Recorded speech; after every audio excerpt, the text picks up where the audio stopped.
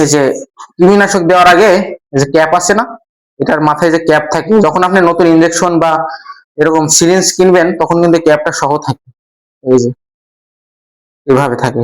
তো এই ক্যাপটা কেটে নেবেন অল্প একটু, এভাবে ধরে নেওয়ার পরে এই যে এটা তো মাথা কাটাই আছে, মাংসে যাওয়ার ঢুকি নেই, শুধু এই যে না ইচ্ছা মতো ঢুকাই দিবেন শক্তি দিয়ে, দিয়ে ধীরে ধীরে পুশ করবেন। বিসমিল্লাহির রহমানির রহিম। আসসালামু আলাইকুম। আজকে আমার এই গরু দুটিকে কৃমিনাশক করব।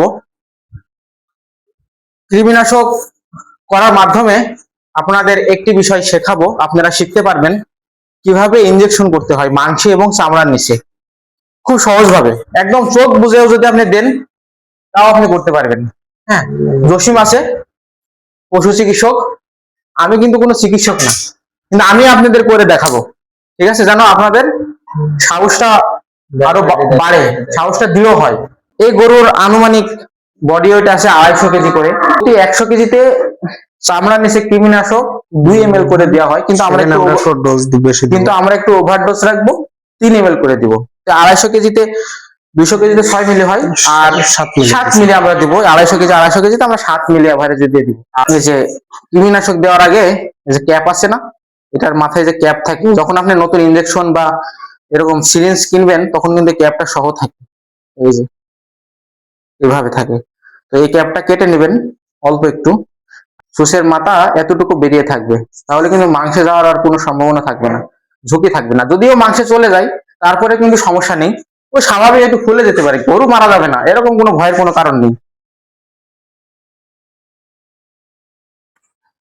আবারও আপনাদের বলছি যে সবসময় সামনে রানে দেওয়ার চেষ্টা করবেন, সবচেয়ে ঝুঁকি কম। এদিকে যাও, সামনে রানে ঝুঁকি কম। এই যে দেখেন, ক্লোজ করো, একদম ক্লোজ করো। এখানে এই যে হালকা করে ঢোকাবো আস্তে করে। হ্যাঁ, এই যে সুসের আন্দার মাথা ধরে ঢোকালে হবে। হ্যাঁ, আস্তে করে জোরে বাড়ি মারলে সুস ব্যাক হয়ে যাবে। হ্যাঁ, আস্তে করে দাও। ভেঙে গেছে, এবার দাও আস্তে আস্তে।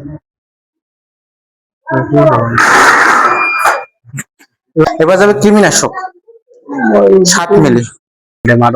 চামড়াটা এভাবে ধরে নেবেন হালকা, সহজ সিস্টেম।